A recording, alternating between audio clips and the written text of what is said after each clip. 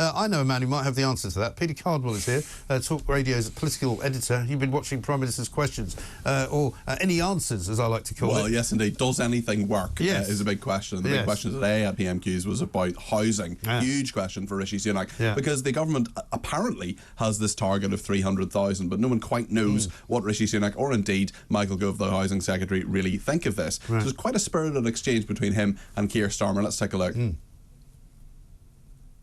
Mr. Speaker, his party spent thousands of pounds on adverts attacking plans to build 300,000 new homes a year.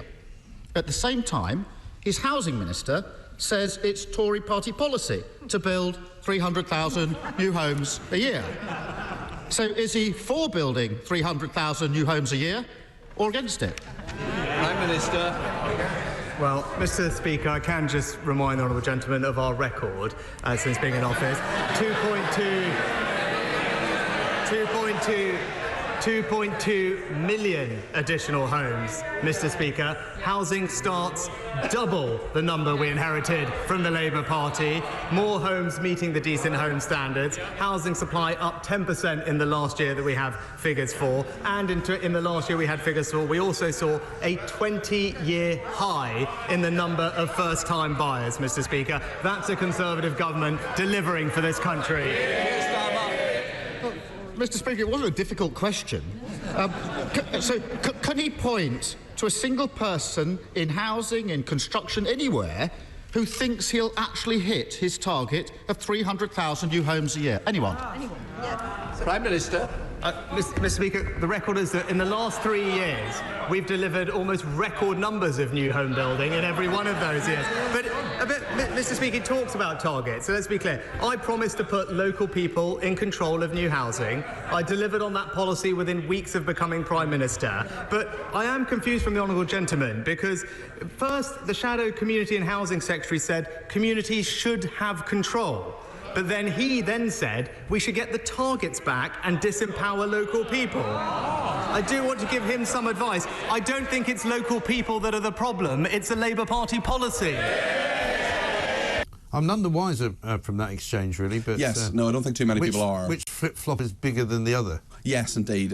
Well, I mean, who's got the bigger flip-flops? Who's got the bigger flip-flops? Who's got more important and well-used flip-flops in all of this? No, I think Rishi Sunak needs an answer on housing, certainly in terms of house building, and the fact that he's, according to Keir Starmer, capitulated to his backbenchers on this. But there was yet more incoming for Rishi Sunak. I don't think there's particularly good Prime Minister's questions for him. Well, it's not been a great week for him, has it? It hasn't, and especially, you know, he had various people in today, and Jeremy Hunt, the Chancellor, had people in today from various regulators, for example, Ofcom, talking about broadband costs and water costs and all the rest of it. We've had the water problems as well. But in terms of attacks on Rishi Sunak, probably the most effective one, I think, came from the Labour MP, Sir Chris Bryant, in Parliament today during PMQ. So let's have a quick look at that.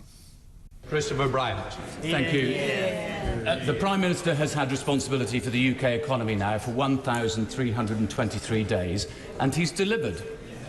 He's delivered the largest national peacetime debt ever, the largest tax burden since the Second World War, the highest core inflation since 1991, the fastest interest rate rises since 1989, and the biggest fall in living standards in our history. So will he stop lecturing my constituents about holding their nerve, ditch the lame excuses, and admit that he is literally the worst person to be leading this country through a cost of living crisis?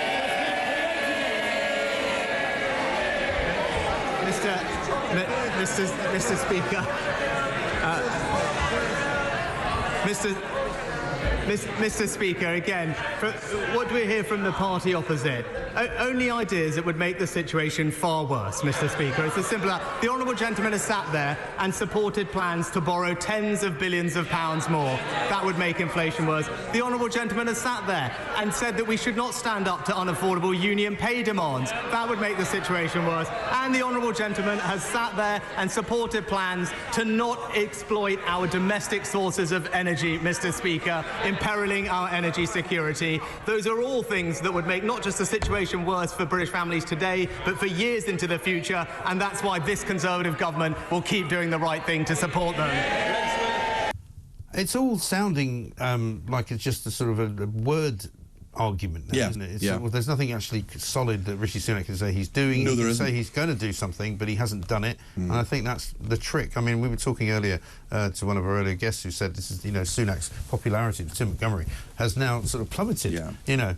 Well, it's fascinating in terms of public views and what he should do, as well in terms of the last few days talking to mortgage lenders and so on. I spoke to Joe Twyman, the pollster, I know you've interviewed him many times, who was telling me recently that it was interesting that a number of people think that there should be help, not just for people who have mortgages, but renters as well, and that's across age groups as well. So in terms of what the government actually does about the economic crisis, cost of living crisis, I don't think we're any wiser now than we were 45 minutes ago when Prime Minister's question started. I don't think we're any wiser in terms of the government's housing targets and in terms of how many houses they're going to build versus the not in my backyard NIMBY people in both parties actually. So I think I mean Lisa Nandy, the Shadow Housing Secretary, gave a speech this morning, but I think both parties are quite confused in terms of what they really want out of housing. Yeah, and they don't seem to know what the public actually wants out of them either, which is where the disconnect is. And should the government be there for you?